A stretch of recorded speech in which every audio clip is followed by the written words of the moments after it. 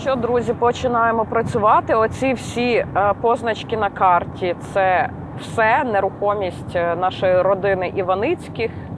І зараз ми покроково спробуємо об'їхати стільки, скільки встигнемо за один день. Квартира в центрі Києва, власний ресторан, готель і навіть частина житлового комплексу в Мукачеві. Понад 30 об'єктів нерухомості на одну родину. А родину звичайного мукачевського судді Руслана Іваницького. Зато я в декларації нічого не відображає. І справді, але в реальності в цій історії є все – елітна нерухомість, дорогі авто і навіть підпільний гральний бізнес. Це не перебільшення, в одному з приміщень, яке належало судді, буквально діяло підпільне казино. Ви укладали цю угоду? Особисто я. Усім привіт! Мене звати Інна Попович, і сьогодні ми спробуємо скласти всі ці факти докупи. Подивимось, хто у фіналі збере фул хаус.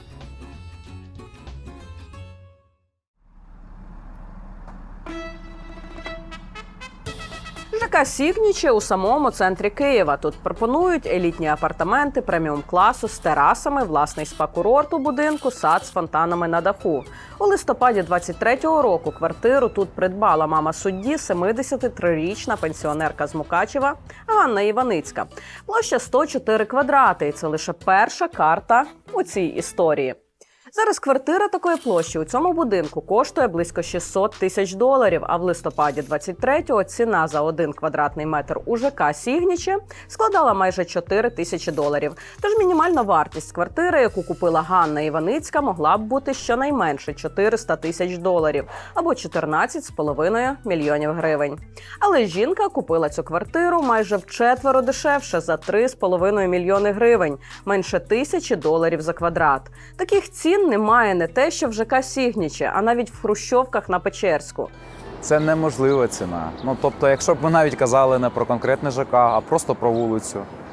Вулиця Мечникова – одна із найдорожчих вулиць в Україні, тому що там дуже класна інфраструктура, метро. Там ціна в старому фонді в 23-му році була $1,5–2 тисячі за метр квадратний, якщо там якісь є суперпогані умови.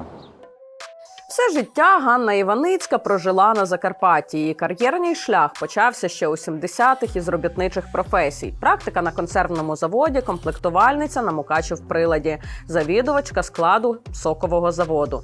У 76-му влаштувалась в Мукачівський міськвиконком, де впродовж 3 десятиліть піднімалась службовою драбиною від старшої економістки до заступниці міського голови. Двічі обиралась там же депутаткою міської ради. У 14-му чиновницька кар'єра завершилась. Лише у 19-му жінка відкрила ФОП, а у 24-му стала співзасновницею ТОВ «Контадор», що займається бухгалтерським обліком. Разом з тим, з 98-го по 24-й рік Ганна Іваницька офіційно заробила менше 12 мільйонів гривень. Тобто на купівлю квартири за реальною ціною їй би не вистачило усіх офіційно зароблених коштів за 26 років. Тут треба перевірити їх законні витрати, законні доходи. В разі, якщо, наприклад, це майно на суму більш ніж 9 мільйонів перевищує суму їх законних доходів, то тут вже може наставати відповідальність за незаконне збагачення. Але якщо ця сума менше за ці 9 мільйонів, то тут вже можна звертатися з цивільним позовом для конфіскації цього майна в порядку цивільного судочинства. Доходи жінки, відповідно до даних Держреєстру фізосіб, підрахували цього року у Громадській раді доброчесності після того, як син Ганни, суддя Мукачівського міськрайонного суду Руслан Іваницький, у 2026 році почав проходити співбесіду у ВККС на відповідність займаній посаді судді. Ми в Мукачеві. Тут родина Іваницьких збудувала, без перебільшення, цілу майнову імперію. Щоб не заплутатись, ми буквально зробили цілу карту активів. Все я вам точно не встигну показати, але обіцяю, найцікавіше ви побачите. Робочий день у розпалі, я заходжу у Мукачевський суд шукати сумлінного служителя Феміди. На годиннику 15:20. Його немає, сьогодні вже кінець робочого дня. А коли він є? Ну, інколи 10-ті, 11-ті, буває, приїде. Та він сьогодні не був. Не робота, а мрія. Хочу приходжу, а хочу йду додому. А в свіжій декларації за рік 1,2 мільйони гривень зарплати. Це 100 тисяч гривень на місяць. Після сплати податків – 80. З дитинства в мене було бажання або дипломатом бути, або суддею. Ну це чисто такі внутрішні цілі. Це трохи в житті відбулися деякі такі випадки, що Прийшлось плани коригувати. да, керувати взагалі-то мене думав, що взагалі-то я відмовився був від того. Руслану Іваницькому 52 роки. Він працює суддею вже близько 15 років, а до того займався підприємництвом. З бізнесу пішов через тягу до справедливості. Що стало мотивом, що ви з підприємницької діяльності пішли на суддівську посаду?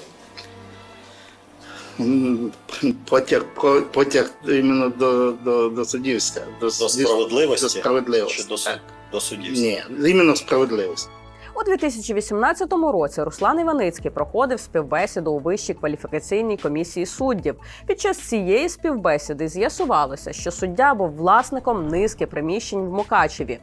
Приміщення він передав за довіреністю матері. Вона здавала їх в оренду. Проте, коли суддю запитали, чи декларує він дохід від оренди цих приміщень, виявилось, що то вже не оренда, а безоплатне користування. Дохід ви показуєте в своїй декларації від здачі в оренду цього приміщення? Швидше всього, що дається в користування на підставі договору позички. Чого?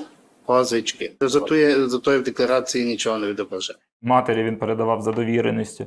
І в такому випадку матір діяла в його інтересах, і, відповідно, він би мав би задекларувати цей дохід. У випадку з укладанням договору позички з товариствами, то очевидно, що просто так безкоштовно ніхто майно не передає. І тут, можливо, вони йому навіть і платять певну суму грошей, яку він не декларує в своїй декларації. І це, в принципі, може містити ознаки декларування недостовірної інформації.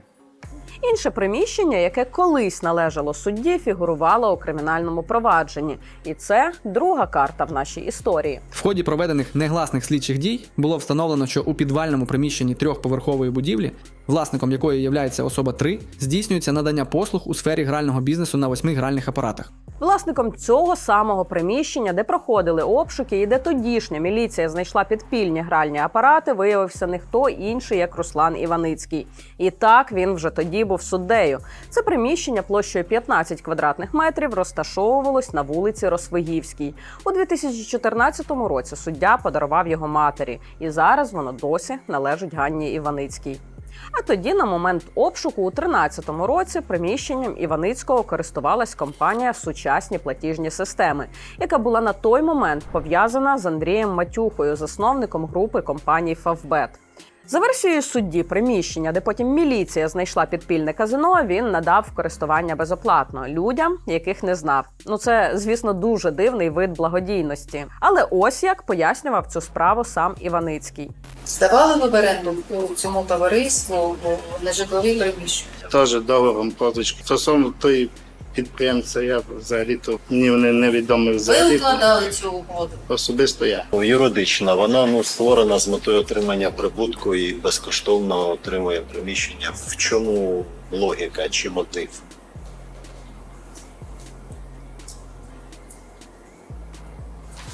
Не в курсі зараз, можете сказати. Що зараз з кримінальним провадженням щодо підпільних автоматів і якою була роль судді у цьому кримінальному провадженні, ми запитали у відповідних служб. За результатами досудового розслідування жодній особі не повідомлялося про підозру у вчиненні даного кримінального правопорушення. У 2014 році у зазначеному кримінальному провадженні прийнято рішення про закриття. У 2018 році після співбесіди з суддею Вища кваліфікаційна комісія суддів вирішила, що Іваницький займаній посаді не відповідає. Але він згодом оскаржив це рішення у Верховному суді. Відтоді фактично Іваницький не здійснює правосуддя, але зарплату отримує і має ходити на роботу. Наразі він очікує нового кваліфікаційного оцінювання, щоб вже цього разу підтвердити свою відповідність посаді судді. А ми рухаємось далі. 50 соток землі майже в самому центрі Мукачева належать матері судді Ганні Іваницькій. На території вже повністю зруйнована будівля. Колись тут був дитячий садок. Я поговорила з місцевими жителями. Всі вони бояться розповідати про родину Іваницьких публічно. Кажуть, це може загрожувати їх безпеці. Але анонімно мені дещо таки розповіли. Ця будівля колись належала відомству залізниці української. Це був дитячий садок, санаторний. А потім якимось чином воно перейшло в приватні руки. Яким чином – невідомо. Власницею цієї будівлі на даний момент по документам є пані Ганна Іваницька, колишня керівниця відділу у міській раді і радник на той час міського голови Чебалога, чи хто. Вона є власницею і якби забудовницею, пенсіонерка. Що конкретно відбувається на цій землі, побачити на власні очі неможливо. Тут паркан, з іншого боку церква Московського патріархату. В церкву ми не можемо зайти, відповідно. Ця ділянка оточена з усіх боків будинками. Може, нам хтось відкриє? Ці 50 соток землі разом з будівлею Ганна Іваницька придбала у червні 2018 року за 1 мільйон 380 тисяч гривень. За тодішнім курсом трохи більше, ніж 50 тисяч доларів. Тоді ця земля призначалась для будівництва і обслуговування житлового будинку, господарських будівель і споруд. Але вже у грудні 2022 року рішенням сесії Мукачевської міської ради було надано дозвіл на розроблення детального плану цієї території задля подальшої заміни цільового призначення землі на таке. Для будівництва і обслуговування багатоквартирного житлового будинку з об'єктами торгово-розважальної та ринкової інфраструктури. І я вас, напевно, не здивую, що серед депутатів Мукачевської міської ради, яка ухвалювала рішення щодо ділянки, не хто інший, як донька Ганни Іваницької, рідна сестра судді Руслана Іваницького, Олеся Островська. Сама Олеся того дня не голосувала, але всі її присутні колеги рішення підтримали. Зручно чи не так? Ще більше комфорту у земельних питаннях додає зять Іваницької. Чи скоріше його посада? Керує всім Микола Островський, який на даний момент є державним посадовцем відділу філії геокадастру в Мукачеві. Ну чим не джекпот? Свою депутатську діяльність Олеся Островська поєднує геть з іншою сферою. Разом з матір'ю опікується рестораном «Велюр». Ми туди теж зайшли. Розраховуватись нам запропонували на 2 рахунки. Один належить ФОПу Островський, інший Ганні Іваницькій. Тож це родинний бізнес. У червні минулого року і ресторан «Велюр», і ділянка Ганни Іваницької на 50 соток, де, схоже, планують будувати багатоквартирний будинок, зацікавили податкову. Головне управління ДПС у Закарпатській області описало це майно у податкову заставу через наявний борг. Відповідне рішення ухвалив заступник начальника обласної ДПС. Ми запитали у них, що стало підставою для таких дій, але і вони не відповіли. Так само ми хотіли запитати у самої Іваницької, що сталося і навіщо, маючи проблеми з податковою, купувати квартиру в київському ЖК преміум-класу. Ми навіть приїхали до неї додому. Тут дуже гарне місце, справа річка, зліва будинок Ганни Васильівни. Але за парканом з 2 будинками, ландшафтним дизайном та басейном, де вочевидь живе уся родина, крім злого пса, нікого не виявилось. Втім, на території господарства ми помітили ще один новенький позашляховик BMW X7 X-Drive 25-го року випуску, який жодному з членів родини офіційно не належить. Авто зареєстроване нещодавно і на ринку коштує від 143 тисяч доларів. І тут, у цьому покерному розкладі Мукачевського розливу, з'являється ще один персонаж – 21-річна Анастасія Островська. Донька Олесі і Миколи, онука Ганни Іваницької і племінниця судді Руслана. Про дівчину багато писали місцеві видання, точніше, про її стиль життя. Настя дуже любить бренди, дорогі авто та російські пісні, зокрема Тімоті. Навіть столична золота молодь на її фоні трохи буксує. У 16 років Анастасія Островська відкрила ФОП, так само, як мама і бабуся займається готельно-ресторанним бізнесом. Судячи з офіційної пошти Анастасії, як підприємиці йдеться про той самий родинний ресторан «Велюр». У жовтні 23-го року тоді уже 19-річна Анастасія Островська придбала 2 земельні ділянки, загалом 13 соток. Заплатила за них офіційно близько 500 тисяч гривень. А вже зараз тут зводиться цілий житловий будинок на 72 квартири.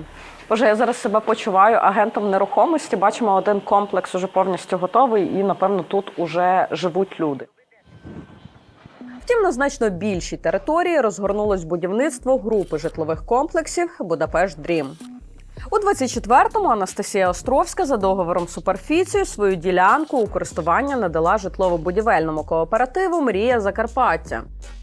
А ви забудовник чи ви хто? Я виконроб. Рекомендуєте по будівництву, по нормах? Так? А хто Ми всі забудовник? купляємо квартири. Тільки не тут, а в Хмельницькому. Ми з Хмельницького приїхали. А, ясно. То Хмельницький забудовник тут. Да. Ага. А з землею там проблем такого Ні, немає? все тут оформлено повністю. Що? Все оформлено. Оформлено. Да. Хорошо. Вся земля наша. Власники компанії, заснованої в листопаді 23-го року, Ірина Домбровська, Анатолій Польовик та Зіновій Базюта і правда з Хмельницького. У них же є десятки інших фірм з співзвучними назвами в Ужгороді, Миколаєві, Житомирі. В деяких з тих компаній також співвласником є Роман Поворозник, колишній заступник начальника слідчого управління Нацполіції на Хмельниччині. Ну і на сам кінець у 21-річної Анастасії Островської є ще 2 автівки – BMW 530D 20-го року випуску і Range Rover Sport 24-го року випуску. Загальна ринкова вартість від 180 тисяч доларів. Це майже 8 мільйонів гривень. Як десь буде можливість, я вам телефоную. А зустрітись Давай. сьогодні зможете? Не знаю, не буду вам обіцяти, не люблю обіцяти. Пан Руслан нам не переддзвонив, тож ми направили йому запит з усіма нашими питаннями. Пройшов тиждень, відповідей ми так і не отримали. Так само на наші дзвінки не відповіли і його родичі. Добре. Ми спробували, так? То що ми маємо у підсумку? Мати, яка все життя працювала на державних посадах, донька – місцева депутатка, зять у геокадастрі і син – суддя з величезними амбіціями. Результат – багато нерухомості, вартість якої не відповідає офіційним заробіткам. Чим не фулл-хаус по-українськи. І, схоже, у цій грі сьогодні перемогли не ми.